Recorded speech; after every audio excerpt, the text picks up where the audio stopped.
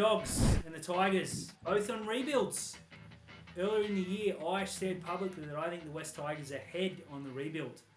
I want to apologise right now because that was one of the stupidest things I've ever said, and there's plenty of competition. Who do you have further along, the Bulldogs or the Tigers? Right. I've had this same debate with West Tigers fans online for years.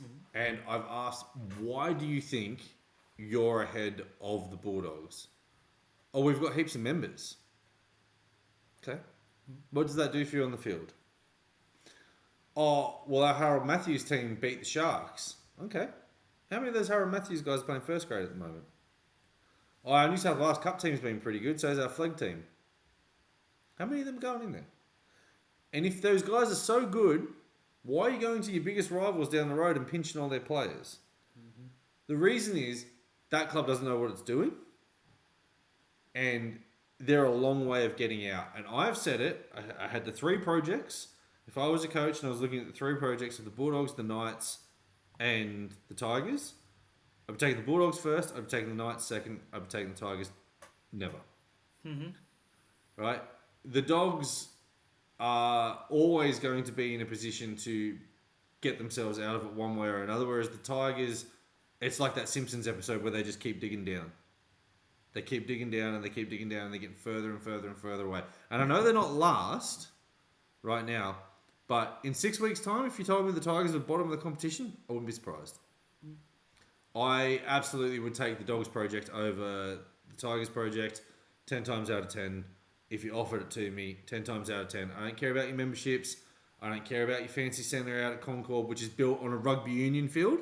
I just might add, your centre of excellence is a rugby union field. Okay?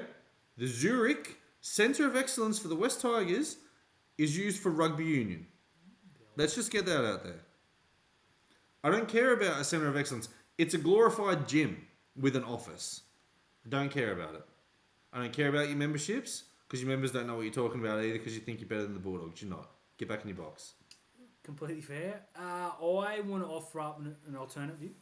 No. The Tigers have their spine for the future. They got Buller, they got Luai, they got Galvin, and they got Api Coruscant. Yeah, but then what are you going to do about the young Latu kid? Well, that's the thing. Right now, I think the Dogs' side is far better, and I think that the next 3 years are going to be the Dogs are going to be the better team. Because Cam Serrato, for the grief he copped in the last year and a bit, seems to be a very, very good coach. Benji's completely untested. But more importantly, you got a bloke named Gus Gould who, everyone can laugh and make all the jokes and the plurals and the singulars, etc., etc. This guy knows his football. Meanwhile, the Tigers had their former chairman blast the club and pull $1 million a year sponsorship away because his feelings were hurt. It's a different level of seriousness at the moment. I think the Tigers have made some right decisions. They've got a great bloke in Richardson in charge now. I think Barry O'Farrell knows his stuff, and he's hooked up everywhere, right? Especially with getting bottles of the wine. And I made that joke, and Barry actually followed me and liked that tweet. So big respect to him. I like where the Tigers are going. I think they're in the right direction, but they are so far behind the Bulldogs. I didn't see it. I was too busy making fun of all the utilities the Bulldogs signed.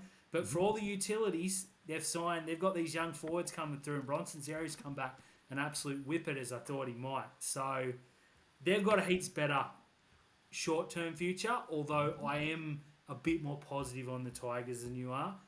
I would say ahead of both of them right now. I know you're saying about the spine for the future for the Tigers, but let me offer you up. You got Reid Marnie. Okay, now would be playing Origin if Harry Grant wasn't in the team. Would be in the team.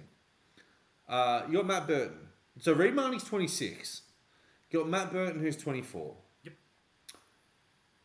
I know this name is, it's not a popular name amongst me or you, right? But Connor Tracy at fullback for the Dogs this year is putting up better numbers, and I've just brought the stats up now. He's putting up better numbers than Dream Buller. Yep. The only thing that the Dogs don't have is a halfback. And we all know that the Dogs, with Gus Gould, can shift money around for a halfback. The other thing that the Dogs have is a promising young junior who's tearing up the New South Wales Cup named Joash Papali'i, and he's a fullback. So they may have their fullback for the future. There's nothing stopping the Dogs going out and getting the next big thing, number 7. Give me the Dogs project any day of the week. Give me the Dogs project. Completely fair. I think I'll take the Dogs over the Knights as well. I do like where the Tigers are heading, but I don't. Same, because they're heading nowhere. Where are they heading? Nowhere. I think they're heading there for us.